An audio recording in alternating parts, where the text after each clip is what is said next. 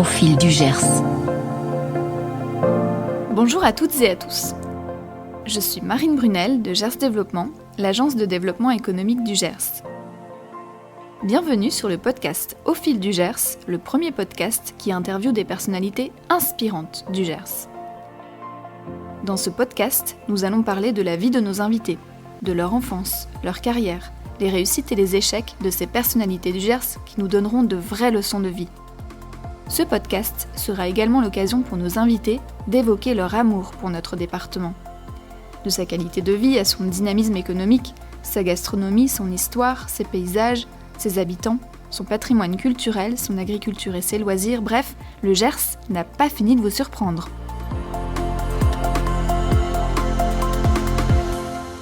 Pour le premier épisode d'Au fil du Gers, j'ai l'immense honneur d'avoir comme premier invité Michel Saran. Dans cet épisode, Michel nous parlera de son enfance dans le Gers, de la gastronomie gersoise qu'il aime tant et de sa carrière en tant que chef. Michel Saran, grand chef étoilé, est né à Nogaro, dans l'ouest du territoire. C'est un chef cuisinier dont le restaurant situé à Toulouse porte son nom. Il est doublement étoilé au guide Michelin depuis 2003. Il est aussi juré de l'émission Top Chef sur M6 depuis 2015. Je ne vous en dis pas plus et laisse place à ma conversation avec Michel Saran. Bonjour Michel. Bonjour. Merci de m'accueillir ici dans votre restaurant à Toulouse, ça me fait vraiment plaisir. C'est gentil.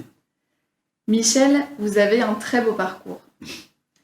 Il y a en France et dans le monde au moins 298 000 personnes qui vous connaissent. C'est le nombre d'abonnés que vous avez sur Instagram. Ah non, plus. Ah, plus que ça d'ailleurs.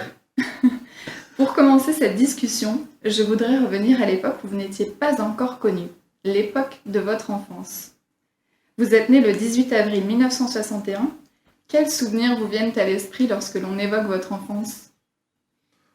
Oh, des souvenirs d'enfance paisible dans un milieu rural, agricole. Mon père agriculteur, je vois la ferme, je vois mes grands-parents. Oui, des souvenirs lointains, puisque je suis pas à peine 3 semaines, comme on dit, mais des souvenirs de vie tranquille, sans grande, comment dire, je savais pas du tout ce qu'allait être ma vie, bien sûr. Je gambadais dans les sillons de vignes ou de maïs. La jeunesse insouciante, paisible, on mangeait bien, la nature était belle, voilà quoi. Voilà les souvenirs de petite enfance. Est-ce que vous passiez vos vacances dans le Gers ? Et si oui, quels étaient vos endroits favoris ? Alors les vacances, contrairement à maintenant où c'est vrai qu'on part facilement, on va à l'étranger, etc. Les vacances, quand on est dans une ferme, il y avait beaucoup de travaux l'été. Notamment, mon père faisait du maïs semence, donc l'été c'était les castrations de maïs. Enfin, on partait rarement, on partait un petit peu fin août, mais après il y avait les travaux de la vigne qui étaient là aussi. Donc bon, de temps en temps on allait faire quelques week-ends sur la côte atlantique, voir la mer, mais j'étais aussi, j'allais chez des cousins, je me baladais, mais les vacances, par contre, c'est pas un grand souvenir pour moi d'émotions fortes, quoi. Et alors, vous disiez à l'instant que vous ne saviez pas, quand vous étiez petit, ce que vous vouliez faire plus tard. Quel était votre rêve lorsque vous étiez enfant ? Alors, le premier rêve enfant, c'était d'être pianiste. J'ai commencé à apprendre le piano tout jeune.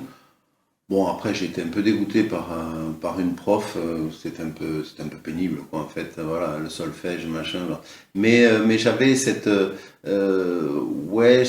attirance pour la musique, et j'avais mon grand-père paternel, qui régulièrement m'offrait des disques, ce qui est assez curieux quand j'y repense, parce qu'on n'était pas...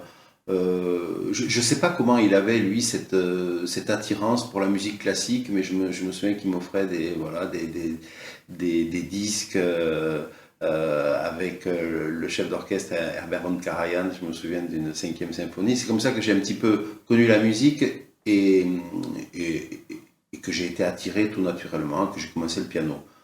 Donc ça a été mon premier rêve. Très intéressant. Michel, vous avez 2 frères, Patrick et Gilles. Votre père, Bernard Saran, vous l'avez dit tout à l'heure, était agriculteur et votre mère, Pierrette, avait son propre restaurant à Saint-Martin-d'Armagnac. Vous avez appris la cuisine avec elle. Qu'est-ce qui caractérise selon vous la gastronomie gersoise? Quelle est la spécialité, le plat gersois que vous préférez?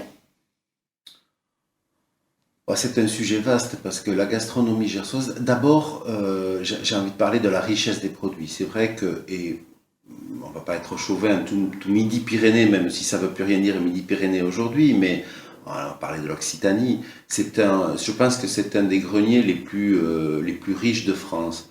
Le Gers a plusieurs spécificités. On parlait des vins, de l'Armagnac, de toute la culture du foie gras, puis quelques recettes comme la garbure, même si on n'en a pas l'exclusivité.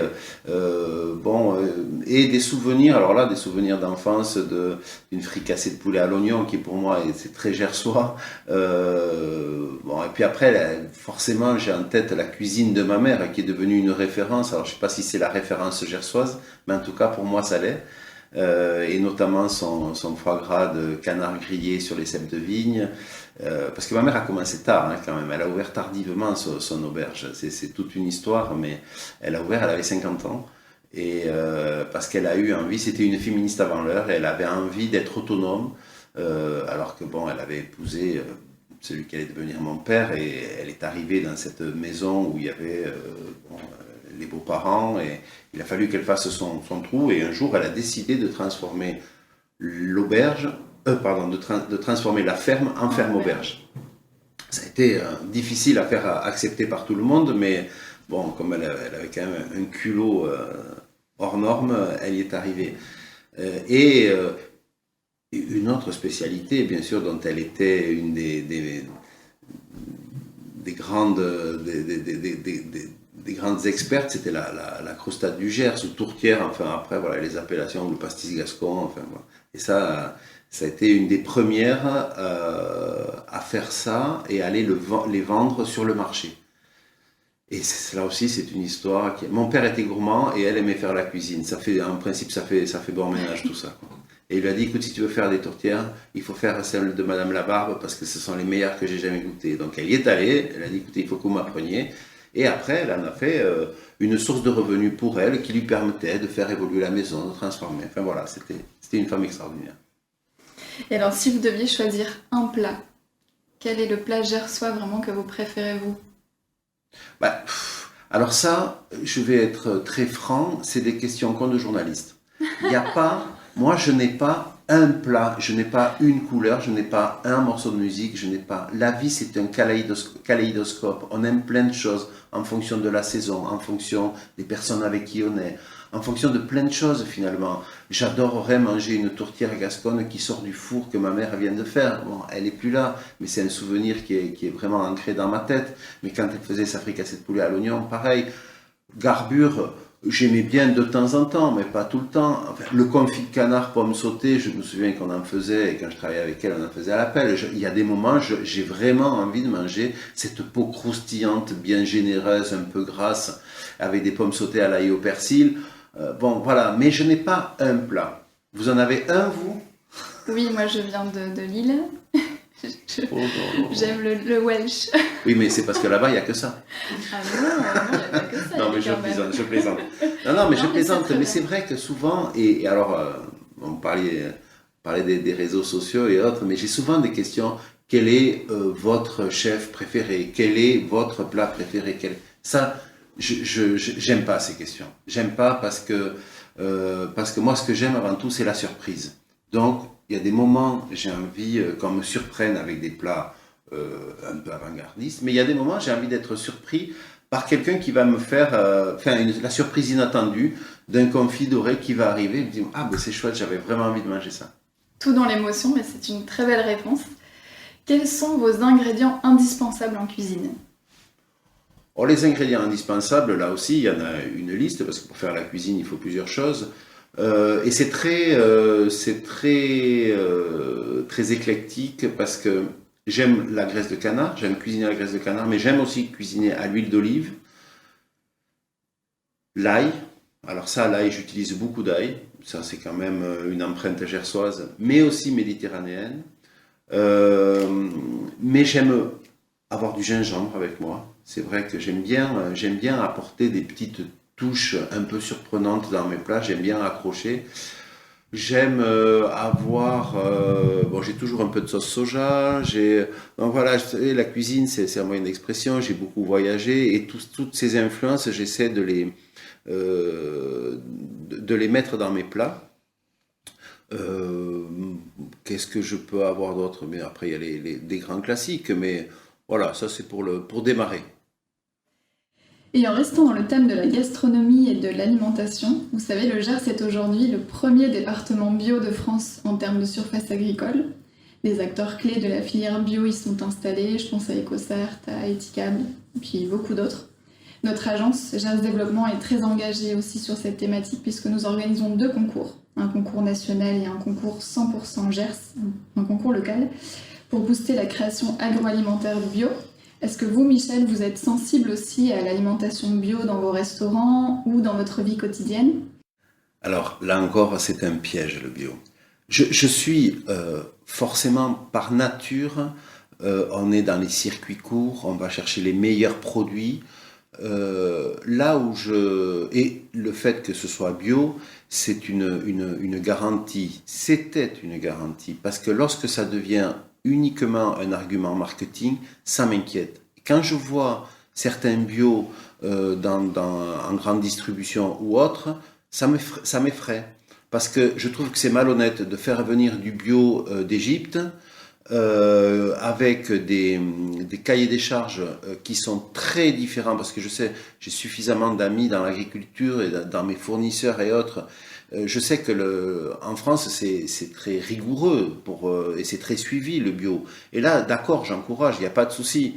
Mais ça peut pas être ça peut pas être mis au même rang que certains bio de grande surface. C'est pas possible.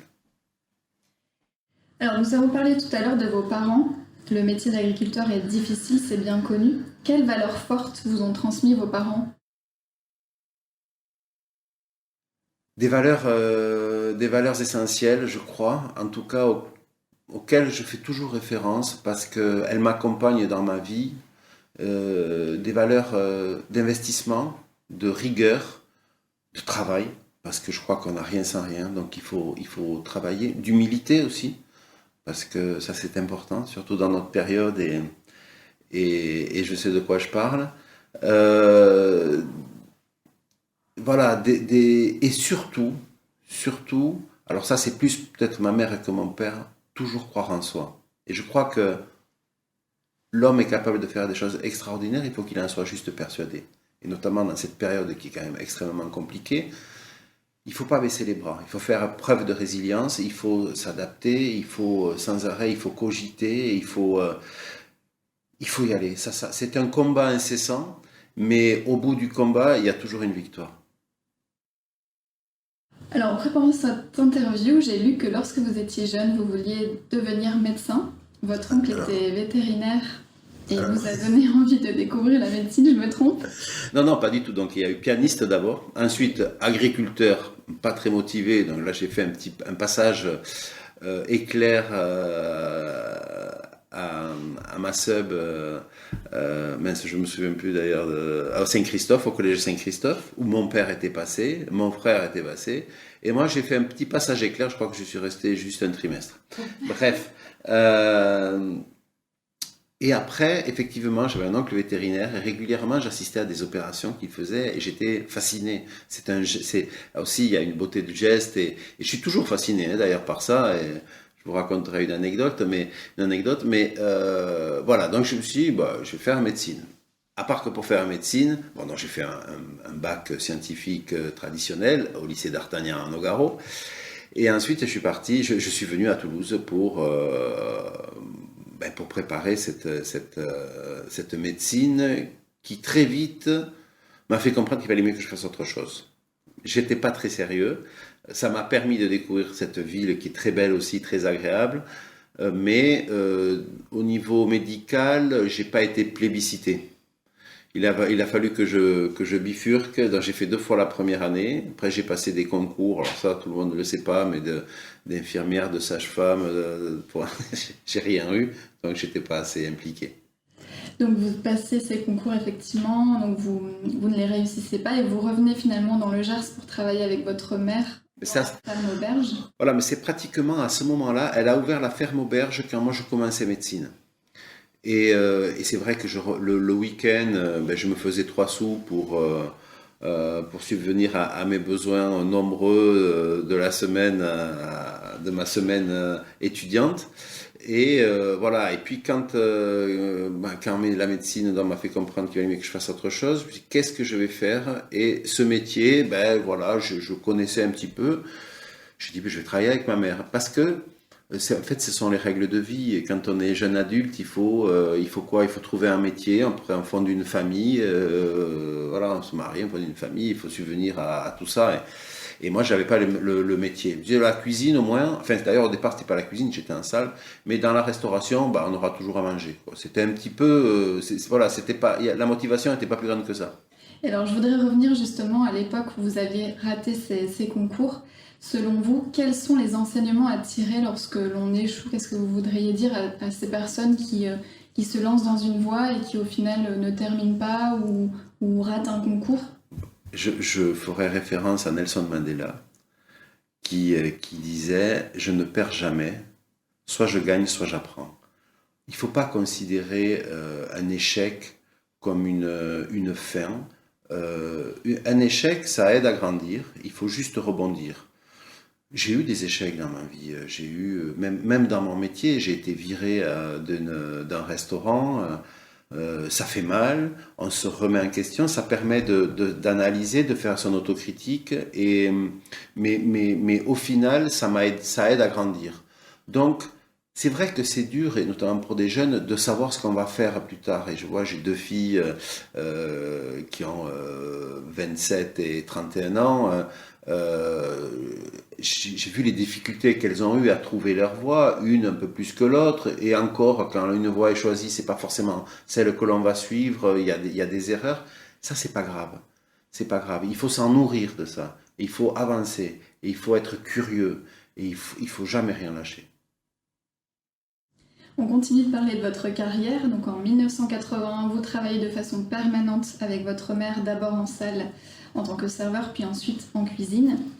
Un an plus tard, votre mère vous met en contact avec l'une de ses connaissances à Paris et vous partez travailler dans un restaurant italien à Paris. Quelque temps après, votre carrière va prendre un grand tournant lorsque votre mère aborde Alain Ducasse lors d'un dîner dans son restaurant à Jean-Lépin. Alors elle lui dit qu'elle a passé un très bon moment, que c'était très bon, mais qu'il manque quelque chose dans ce restaurant, son fils. Oui, c'est ça, en gros, c'est ça. Non, quand je vous dis que ma mère avait un culot hors norme, et je crois que les Gersois la connaissaient bien. Oui, j'ai commencé, je faisais ce métier, bon voilà, j'ai appris la cuisine gasconne, et puis très vite, je me suis dit, il faut que je passe à autre chose, et je savais que c'était un métier qui permettait de voyager. Elle connaissait, la connaissance à laquelle vous faites allusion, c'était un ambassadeur italien et un professeur, qui était venu en week-end à Saint-Martin-d'Armagnac. Et ce professeur qui avait une chaire à la Sorbonne et qui avait une école d'interprète, lui a dit un jour, Pierrette, vous allez venir à Paris, je vais inaugurer une nouvelle salle. Alors déjà, il me faut des cèpes de vigne pour la décoration, et vous allez venir travailler dans ce restaurant italien, vous allez me faire votre foie au raisin, c'est une pure merveille. Et on est monté à Paris, tout c'était une expérience énorme. Et il y avait mon père, je me souviens il y avait Christian Millot, il y avait beaucoup de monde, c'était voilà, très parisien. Et ma mère m'a dit, pourquoi tu n'irais pas à Paris? Parce qu'il faut que je change un petit peu. Aller à Paris, c'est quand on sort de Saint-Martin-d'Armagnac, c'est un changement de vie à la fois excitant et stressant. Mais je dis ok, et je suis parti et j'ai découvert cette cuisine italienne avec une autre femme, Madame Bassano, et cette cuisine italienne que je connaissais absolument pas, parce que même si ma mère avait d'énormes qualités, quand elle faisait des nouilles au beurre, c'était horrible. Et pour moi, j'ai ce souvenir de nouilles au beurre, c'est pas possible, comme qu'est-ce qu'ils ont ces Italiens, à part que ils font pas de nouilles au beurre, les Italiens. Et donc là, j'ai découvert une cuisine pointue, voilà, cette cuisine exubérante, méditerranéenne, ça, j'ai adoré, je mangeais des pâtes 2 fois par jour. Ça a été ma première expérience hors j'étais hors chez moi, hors Gers. Et Paris, bon, Paris, c'est pareil, c'est une ville fascinante qui est à la fois enfin, exaspérante, non. C'est quelquefois ben pour nous, c'est quelquefois les Parisiens qui sont exaspérants plus que la ville. Mais je me suis régalé à Paris, ouais. Alors, vous avez travaillé aux côtés de grands chefs comme Alain Ducasse, Michel Guérard, Jean-Michel Laurin. Qu'avez-vous appris auprès de ces chefs talentueux? Tout, tout. J'avais un niveau, je ne vais pas dire zéro, mais ma mère, bon, c'est une cuisine généreuse, familiale, sans prétention. La cuisine italienne, mais sur une cuisine, même si le restaurant était coté, mais c'était une cuisine, là aussi, j'ai presque envie de dire familiale. Et quand j'ai compris que la cuisine, ça pouvait être autre chose, donc après ce passage, effectivement, ma mère a Jean Lépin qui va manger, et qui après veut voir Ducasse, alors qu'elle ne le connaissait pas, enfin bon, un culot énorme, et qui dit bah, pourquoi pas, ça m'intéresse, bref, il vient me voir, là encore, elle a fait preuve d'un culot. Je ne sais pas si je pourrais faire tout ce qu'elle a fait, mais bref, il me prend dans les cuisines. D'abord, il m'envoie au restaurant de Bacon au Cap d'Antibes, où j'apprends là une cuisine autour du poisson. J'ai jamais vu des poissons aussi beaux. On avait les poissons qui arrivaient vivants, enfin pour les soupes de poisson, c'était formidable. Et après, j'attaque avec Alain Ducasse. Et là, c'était le choc, parce que vraiment, j'arrivais dans une cuisine gastronomique qui venait d'avoir 2 étoiles Michelin, avec une démarche intellectuelle très différente. C'est une recherche sur chaque plat, mais aussi sur tout ce qu'il y avait autour, les arts de la table, etc. Et cet univers me plaît, et je vois beaucoup plus qu'une assiette remplie. Je vois donc ce moyen d'expression que je recherchais. Et même si je pleurais tous les jours parce que c'était très très dur, j'ai senti que oui, ma voix était là. C'est là que ça a commencé à se dessiner. À part qu'il fallait que, quand je parle de moyenne d'expression, il faut maîtriser la conjugaison, le vocabulaire. Voilà, donc il a fallu que j'apprenne tout ça. Et tous ces chefs, ils m'ont appris ça.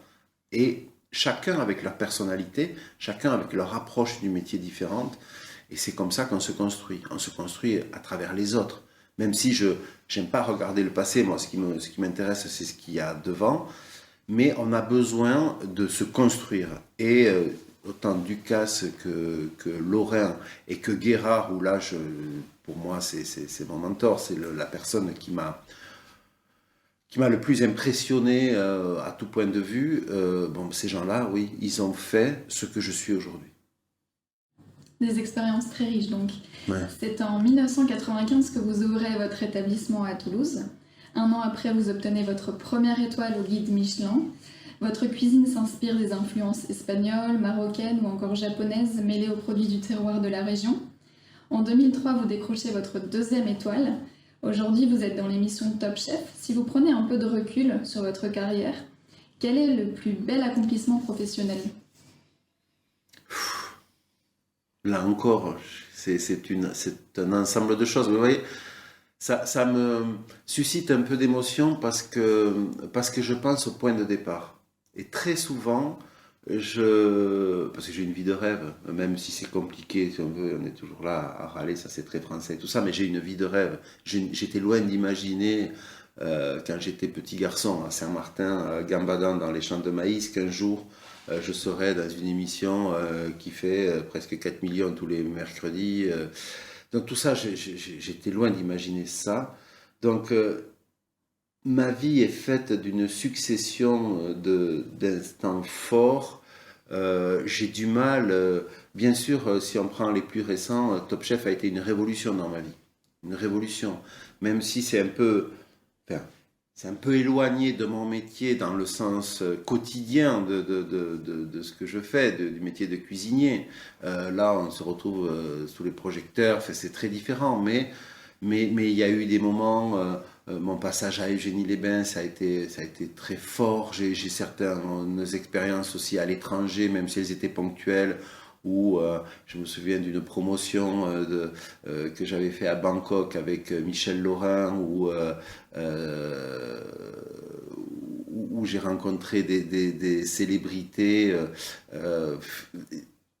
où j'ai réalisé l'importance qu'avait la cuisine française à travers le monde. Il y a plein de choses comme ça qui, mises bout à bout, font qu'on fait un métier exceptionnel, vraiment exceptionnel, et que ma vie est exceptionnelle. Voilà. Bon, maintenant, fini de parler travail.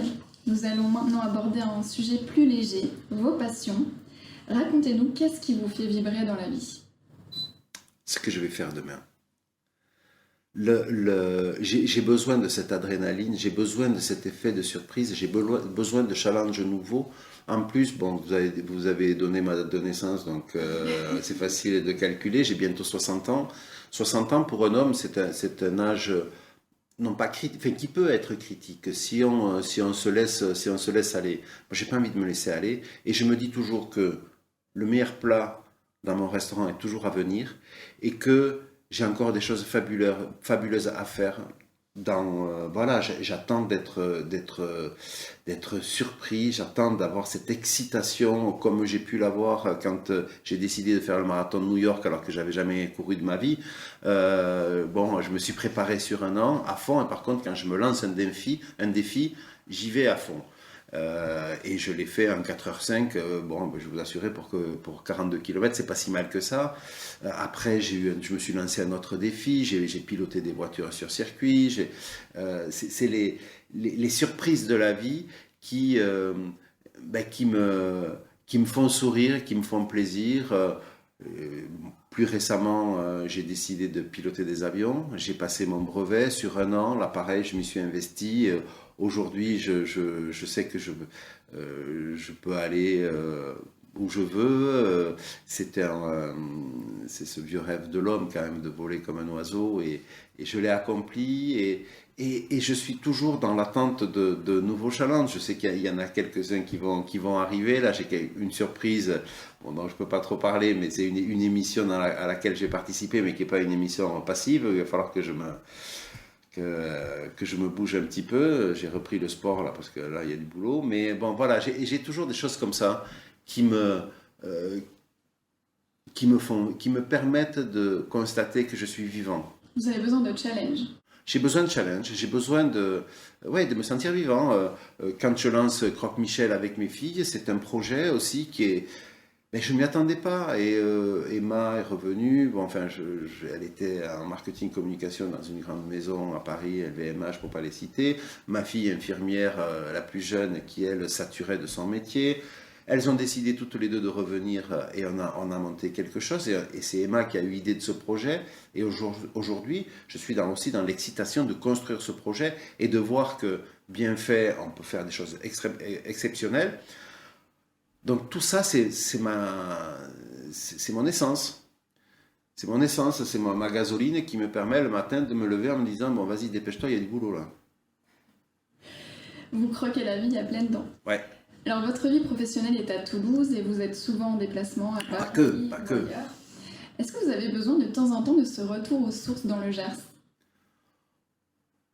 Alors oui, mais c'est à la fois, j'adore, j'ai toujours une maison dans le Gers. Alors vous voyez, moi j'ai quitté le Gers, et j'ai aussi des mauvaises expériences, des mauvais souvenirs dans le Gers, et qui sont liés à des situations familiales, enfin bon, des choses qui quelquefois étaient un peu compliquées, et ça me fait peur, parce que quand je reviens, je retourne sur mon passé, et finalement j'ai pas les repères, j'ai pas les gens autour, très peu. Par Jean-Luc Garbage qui me fournit mes petits légumes ici, qui est à Saint-Martin-d'Armagnac, qui fait des produits exceptionnels, mais j'ai très peu de personnes qui vont comprendre. Ça, c'est un peu délicat ce que je veux dire, mais il y a un vrai fossé qui s'est fait entre la vie complètement folle que j'ai pu vivre. Quand je reviens, je me sens un peu perdu. Alors, j'aime mon Gers parce qu'il est beau, j'aime cette maison. Alors, par contre, mes deux filles, ils sont très attachés. Les deux une a voulu se marier là-bas. La deuxième aussi, bon, s'est un peu perturbée à cause de la situation actuelle, mais elles sont très attachées à cette maison dans le Gers. Alors ça me fait plaisir par contre, parce que devant ma maison, il y a la maison familiale, celle où je suis né. Et d'ailleurs, ça a été la première émission de Top Chef que j'ai fait, on l'a tournée là-bas. Voilà, c'était très très émouvant et j'ai pas pu m'empêcher d'ailleurs de verser une larme, si ça commençait bien, peut-être si je commence à chialer à la première émission, je vais passer pour la pleureuse de service, mais bon, c'était très fort parce que j'avais ces souvenirs de mon père et de ma mère, enfin, bref. J'aime aller dans le Gers, mais j'avoue qu'aujourd'hui, j'ai un autre endroit où j'adore aller, qui est un endroit de liberté pour moi. Vous vous ressourcez? Je me ressource, ouais, je me ressource. Cet endroit, c'est Ibiza. Alors, c'est Ibiza et tout le monde pense Ibiza, fiesta, etc. Non, c'est beaucoup d'autres choses. C'est aussi une mer, c'est aussi un territoire agricole, malgré tout, rural. Voilà, ça, on le sait pas. C'est pas grave, mais je suis tombé amoureux de cette île. Et donc, mon kiff absolu, c'est de prendre mon avion, d'aller à Ibiza et de savourer. Et là, je me déconnecte complètement. La liberté totale. La liberté totale. Mais j'aime beaucoup aller dans le Gers. J'ai fait un tournage et je suis fier de montrer le Gers. L'an passé, on a fait un programme court pour une marque, c'était sur M6. Et c'est moi qui ai proposé de le tourner dans ma maison dans le Gers. J'étais fier. Vraiment, j'étais fier de tourner parce que j'aime le Gers. J'aime le milieu rural, j'aime la paysannerie parce que pour moi, ça doit être la fierté de la France, sont eux qui nous nourrissent. Pas moi je fais que transformer les produits, mais tous ces gens qui ont une vie dure, parce que vous le disiez tout à l'heure, le monde agricole est un monde qui est dur, qui est pas assez récompensé, ils sont pas assez rémunérés, et je trouve que c'est un métier. Alors là, on peut parler là aussi d'abnégation et voilà, ils se contentent de peu. Je trouve qu'on les respecte pas assez, qu'ils sont pas assez mis en avant. Dans cette dernière partie du podcast, nous allons parler d'avenir. Alors c'est un peu compliqué de se projeter en ce moment, mais imaginons, je vous donne une baguette magique et vous pouvez exaucer 3 vœux. Quels seraient-ils? Oui, mais comme je vous disais, moi je veux de la surprise. Donc, est-ce que j'ai des envies aujourd'hui? Oui, bien sûr, mais des envies futiles ou pas. La première envie que j'aurais, parce que je suis très famille, et mes filles pour moi sont très importantes, c'est j'estime ce que j'ai fait de mieux, et c'est normal qu'un père dise ça, je crois. Donc, je veux leur transmettre quelque chose, et j'espère que ce que l'on démarre ensemble, ce projet, atteindra les ambitions qu'on s'est fixées. Comme ça, je sais elles auront leur avenir fait là-dessus. Moi, mon avenir, il est derrière. Enfin, faut être réaliste, mais voilà, ça, la première chose. La deuxième chose, c'est que j'ai envie de savourer un peu plus la vie, parce que il y a les bons côtés de ce métier. Je l'ai dit, j'ai une vie formidable, mais c'est une vie qui est extrêmement stressante.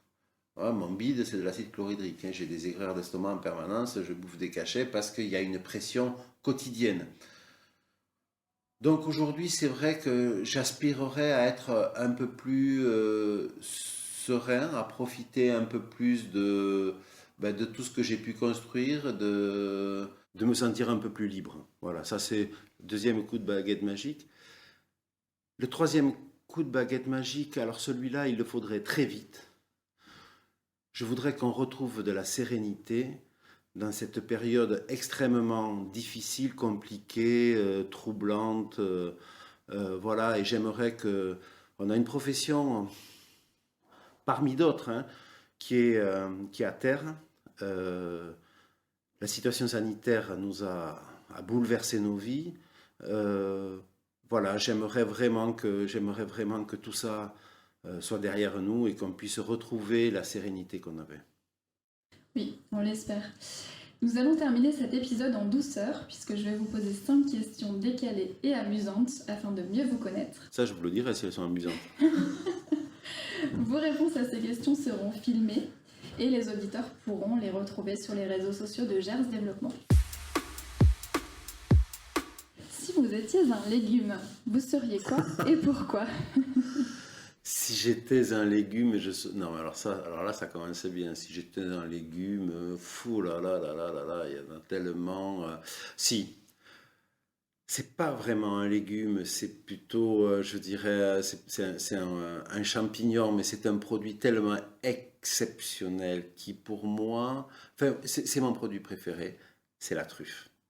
Alors, je peux pas, c'est un peu réducteur de dire que c'était un légume, mais voilà, cet or noir qui pour moi incarne le Sud-Ouest avec sa personnalité, sa puissance. Il s'en laisse pas compter quoi. Le type et je vous assure que pour le cuisiner, moi je m'amuse, je combats avec parce que je vais lui mettre, je sais pas moi, un autre légume, un salsifis à côté et je lui dis t'es gentil toi, tu vas te calmer parce que je veux qu'on sente le salsifis. Donc c'est ce combat, j'adore, voilà. Quand avez-vous ri aux larmes pour la dernière fois et pourquoi?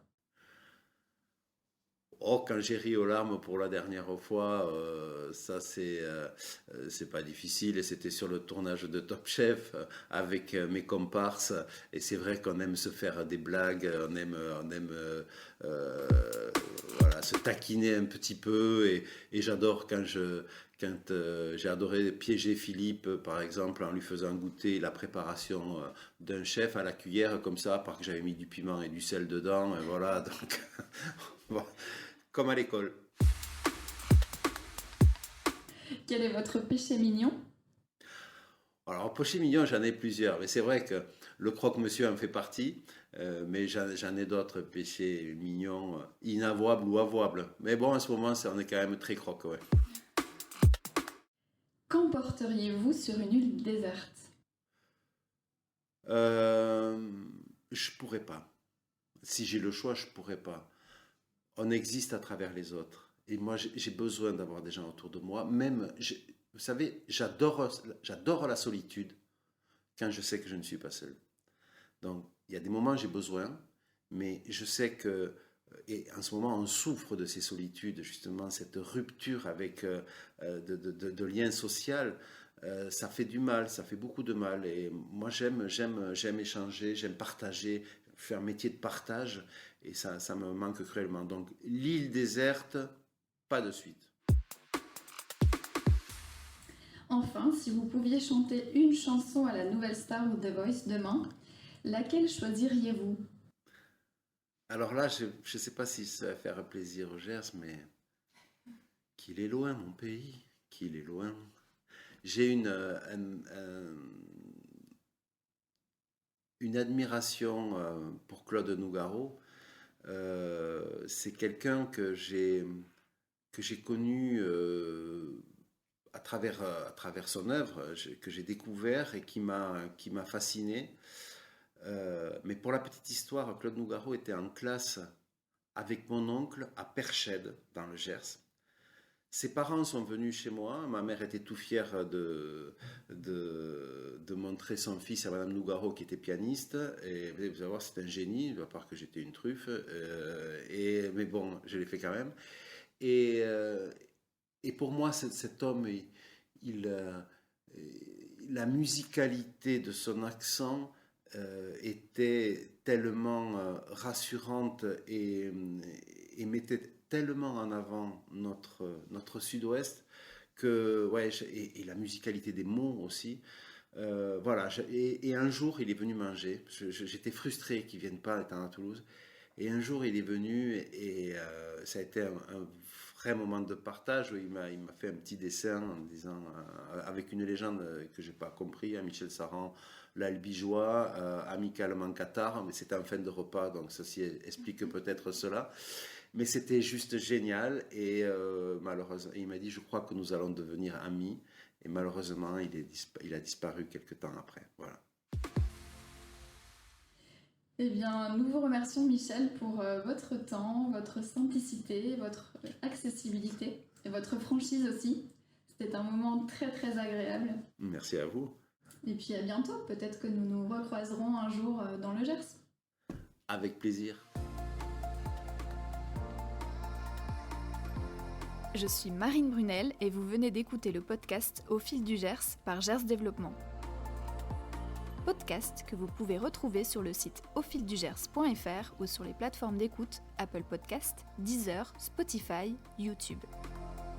Si vous, chers auditeurs, vous avez apprécié cet épisode, n'hésitez pas à donner plein d'étoiles sur votre plateforme d'écoute habituelle et à le partager sur vos réseaux sociaux.